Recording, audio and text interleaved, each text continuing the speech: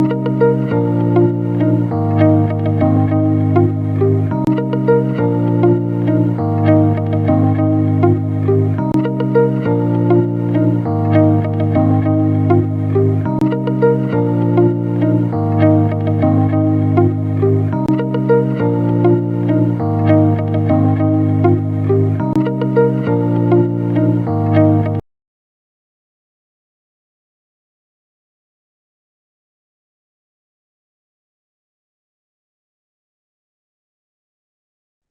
evening to all the aspirants present here. Good evening, Dr. Shraddha ma'am. Good evening. Good evening, ma'am. So, aspirants, today the topic is endocrine, and we will be having CCS session today. And our speaker for today is Dr. Shraddha Patharkar. She is an associate consultant, ABMH at Pune. Thank you, ma'am, for being with us. You can share your PPT. Yes, I'll do that. Hello, everyone. Today's topic, though it's endocrine, most of the time CCS it goes through many different aspects and many different cases. So per se, it's not just the endocrine topic. So let's start with the case. 68-year-old, 60 kg male, known hypertensive on Telma AM, known diabetic with HbA1c of 8 on OHA, metformin, glimepiride, and dapagliflozin, and Lantus 18 units at night. He is on regular treatment, and he is known case of ISD also with ejection fraction of 35%. Post PTCS status 5 years back and on a regular anti-failure medications, SAPT and statin since then. In addictions, he's a smoker, alcoholic. He had binging just 2 days back on weekends. Recent history of obstructive uropathy, post DJ stenting 1.5 month back, and his stent is removed 4 weeks later of his admission than post his admission, and his baseline creatinine is 1.4 milligram per DL. He got admitted Ma'am, this time. hello, ma'am. Ma'am, I think screen has been freezed. Can you please restart? It's not visible. It's only in one slide. Yeah, but I'm on the first slide only. Okay, ma'am. Ma'am, please put in the slideshow mode. Okay.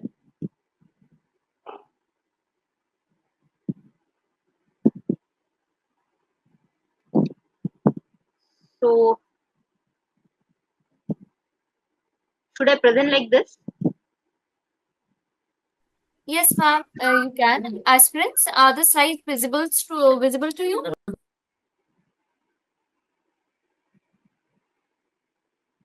Ma'am, please put in slideshow mode. It Yeah. will Actually, open. the slideshow was only ongoing. Can you see my slides? Ma'am, actually, it's not visible in the. Please do it in the full screen mode, please. Yeah. This is full screen only. I'm on my screen. It's a full screen only. Ma'am, please put in slideshow. It's near the home button. Yeah, Animation. yeah. Yeah, it's slideshow only.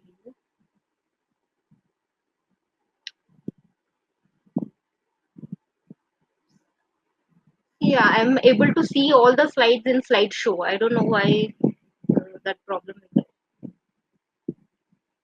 So can you tell me? Can you see my slides? Well, ma'am, we cannot see that in slideshow mode. It's full screen mode.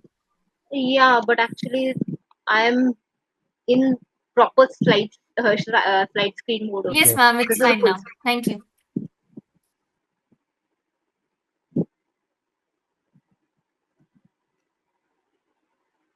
Can you see slides now? In slides, full slides. Hello. Yes, ma'am, you can start your session. Thank you. Yeah. So we'll start with a case. 68-year-old, 60 kg male, known hypertensive on Telma AM. He is known diabetic with HbA1c of 8 on OHA, metformin, glimepiride, and dapagliflozin. He is and Lantus 18 units at night. He is on regular medications. Known case of ISD post PTCS status 5 years back. He has an ejection fraction of 35%. on a regular anti-filler medication, single antiplatelet and statin since then. He's a smoker, alcoholic, had binging 2 days back, and he has a recent hospital admission for obstructive uropathy, for which DJ stenting was done and the stent was also removed 4 weeks later. This was done 1.5 months back. His baseline creatinine is 1.4 milligram per DL.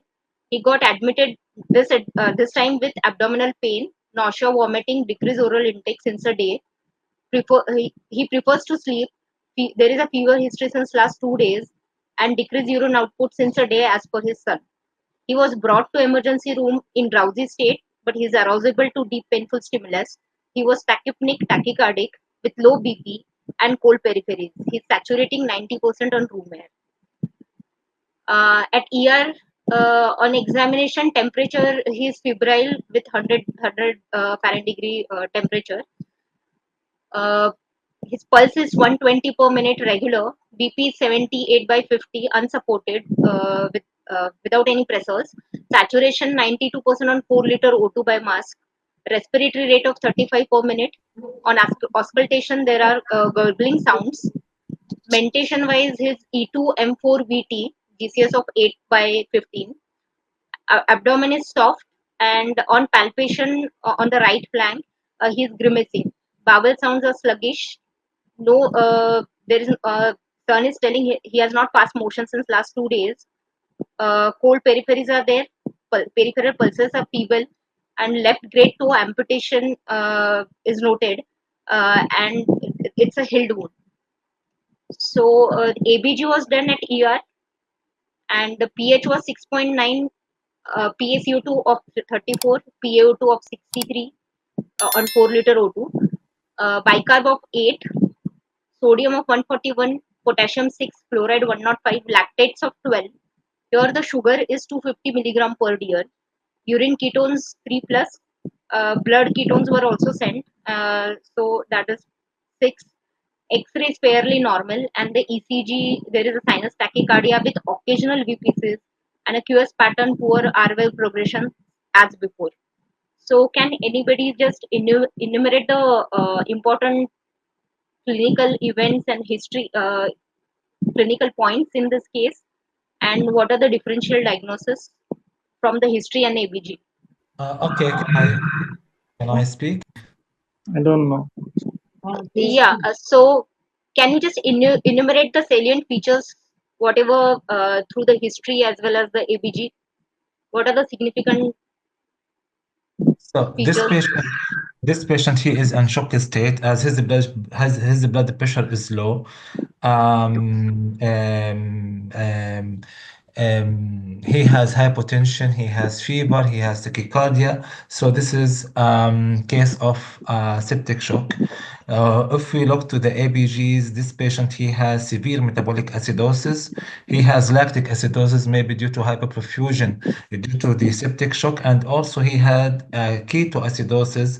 This ketoacidosis may be related to diabetes, as he has DKA, or due to alcohol or malnutrition. So the differential diagnosis here is septic shock plus urosepsis and DKA, lactic acidosis.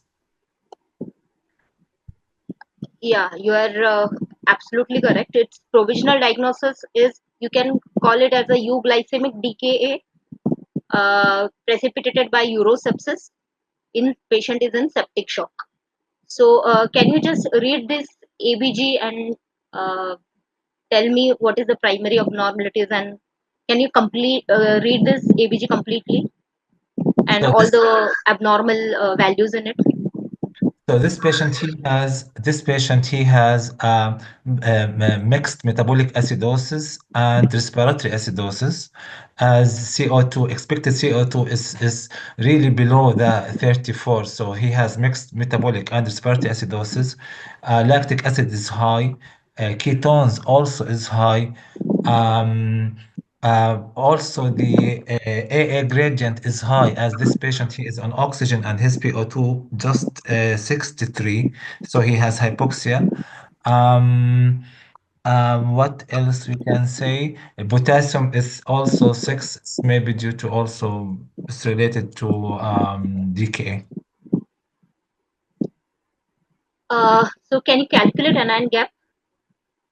Anion gap is high here. Anion gap is 141 minus 105 and chloride and 8. So it's about 20 something. Is 100 So it's 140. around yes, it's around 28. Yeah, 20 So it's something. high anion gap metabolic acidosis, and here reason might be for his high increased anion gap. It might be because of It's DKA. DKA and septic. Yes, DKA, sepsis with hypoperfusion.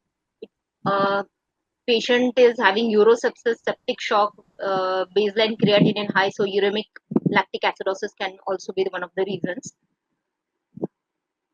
And low saturation can be because of maybe he must have aspirated or something, but the X-ray doesn't show that aspiration immediately, so the X-ray was fairly normal in the beginning. And when you calculate gap ratio, it shows normal and gap metabolic acidosis also in this case. So normally PCA2 should be low or high. So here, because of his drowsy state or maybe his respiratory muscle fatigue because of the circulatory shock, he's retaining CO2.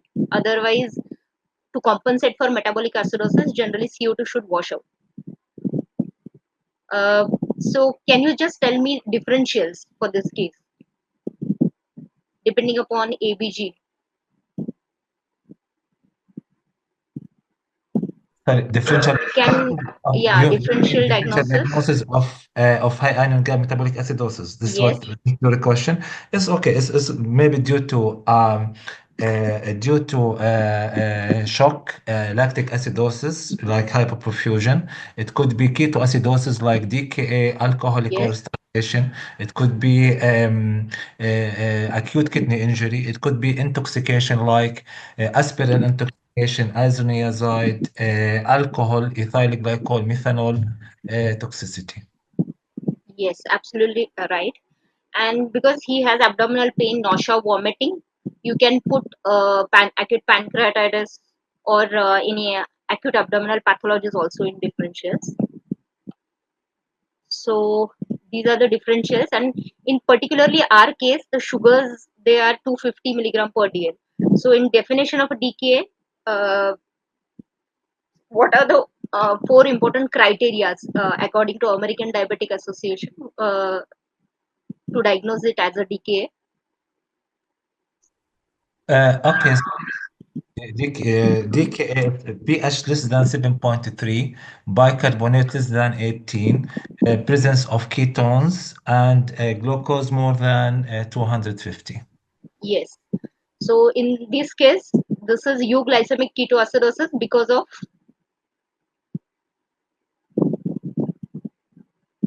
I didn't copy yeah. the So that in he this that he case, that in this he case, the sugar is 250. So you can label it as a euglycemic ketoacidosis, though it's not completely euglycemic, but it doesn't qualify a diagnosis of DKA in terms of sugar sugar Yeah, criteria. I did focus on his medication. I don't know if he is he Yeah. an So AL2 inhibitor or yeah, not. the patient was on dapagliflozin. So this is the SGLT2 inhibitor that causes glycosuria, and because of that, probably his sugars are low. And second possibility might be sepsis that itself can lead to hypoglycemia. So uh, can you just tell me what labs you will do and how you will manage this case? Because it's a medical emergency, you will be doing both the things simultaneously. So how you'll approach this case?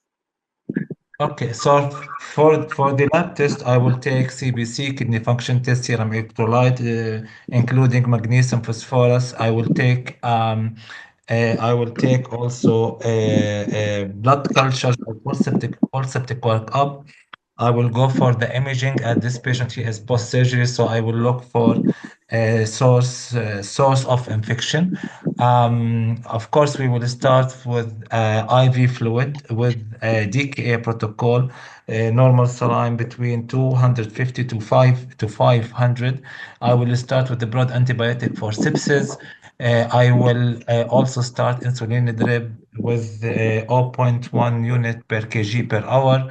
I will monitor the potassium and the other serum light here. The potassium is 6, so there is no need to keep maintenance potassium unless the potassium became low. Um, Sorry, became below 5.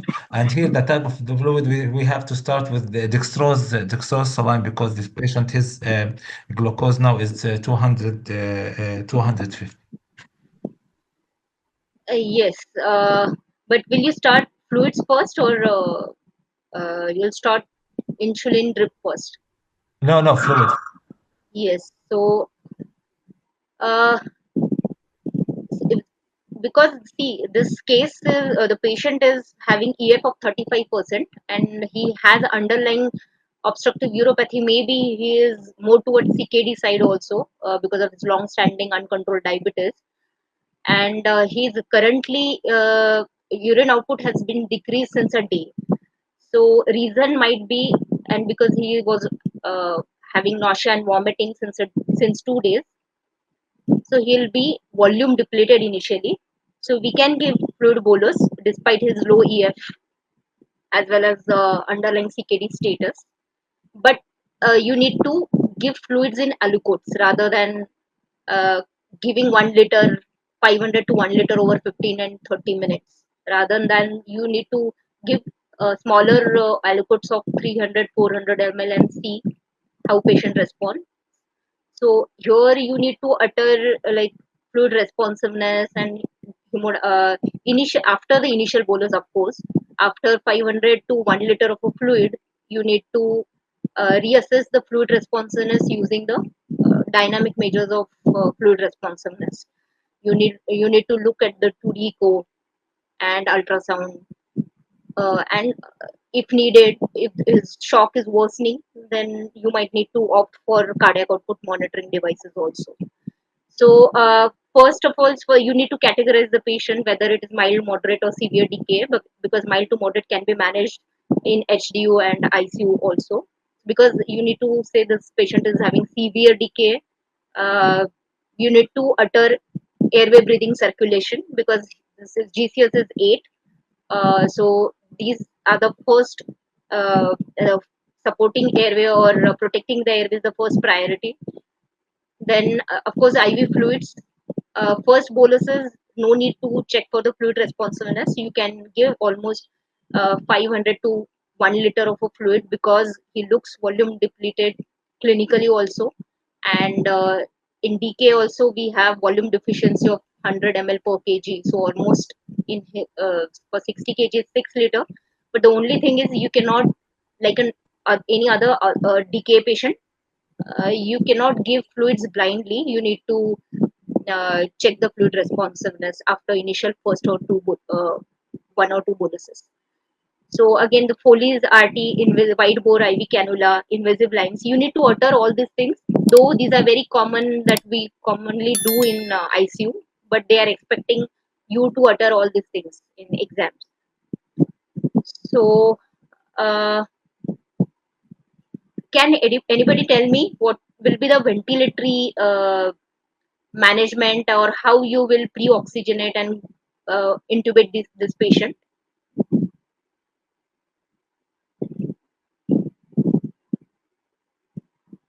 What precautions you need to take in DKA while intubating?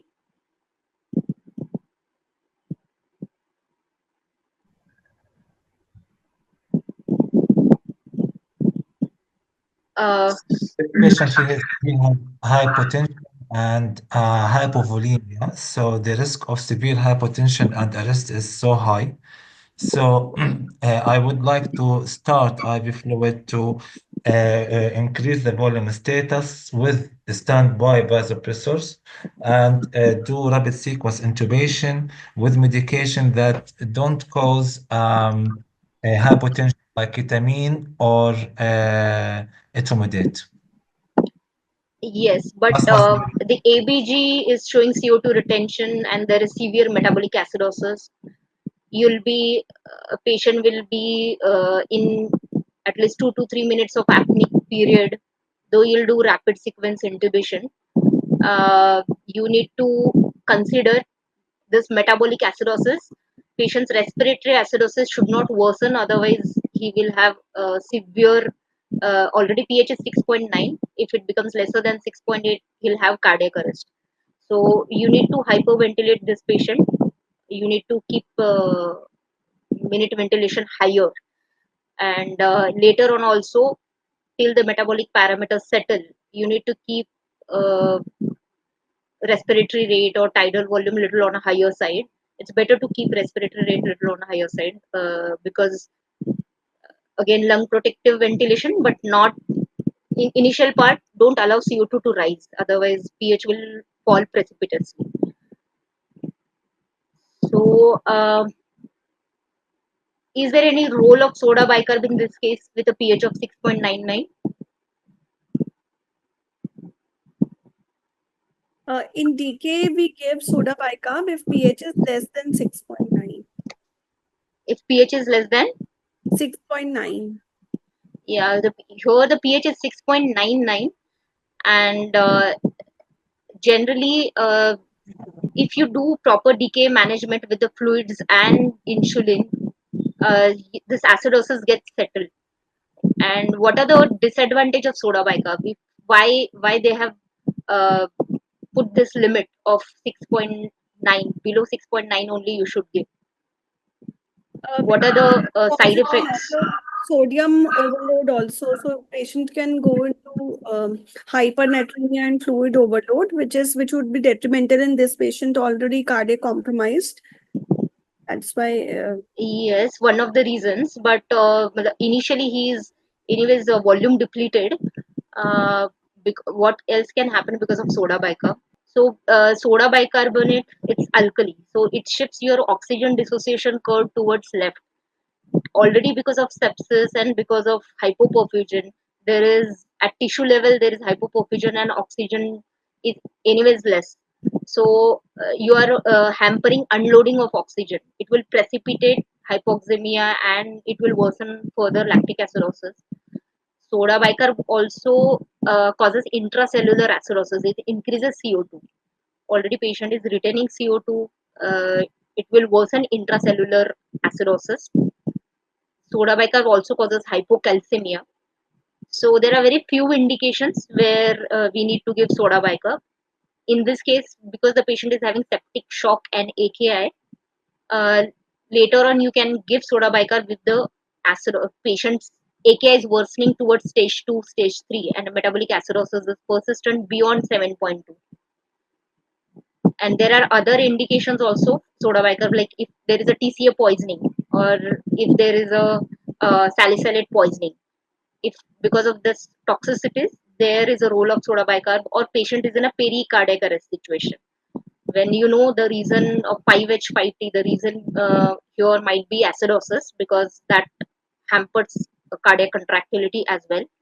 So in those cases only you need soda bicarb. Otherwise, uh, it's better to avoid soda bicarb, because managing decay properly with the fluids and insulin drip, that will take care of acidosis if you are doing it properly. Okay, then here treatment of the precipitating cause. So, as he rightly said, urosepsis is the precipitating cause here for the decay. And what is 1 hour sepsis bundle? What are the important components of 1 hour sepsis bundle? Can anybody tell?